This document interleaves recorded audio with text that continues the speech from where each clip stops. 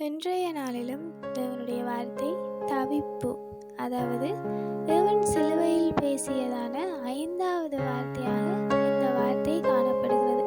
யோவான் 19ஆம் அதிகாரம் 28ஆம் வசனத்தில் சொல்லப்பட்டிருக்கு, அதன் பின்பு எல்லாம் முடிந்தது என்று இயேசு அறிந்து வேத வாக்கியம் நிறைவேறத்தக்கதாய் தாகமாய் இருக்கிறேன் என்றார். அதாவது இந்த வசனத்தில் தாகமாய் இருக்கிறேன் என்று சொல்லப்பட்டிருக்கிறது. தேவன் சிலுவையில் மாம்சமாய் இருந்தார். அவர் அடிக்கப்படுகிறார். அதன் நிமித்தம் அவருடைய உடலில் இருந்து இரத்தம், வியர்வை எல்லாம் போகிறது. அதன் காரணமாக தேவன் அந்த இடத்துல தாகமாய் இருக்கிறேன் என்று சொல்லி இருக்கலாம்.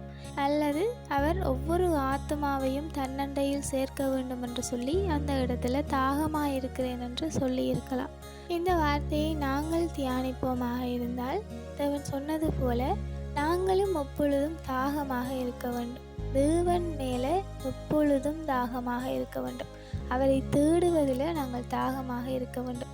அவருடைய வார்த்தை மேலே நாங்கள் எப்பொழுதும் தாகமாக இருக்க வேண்டும்.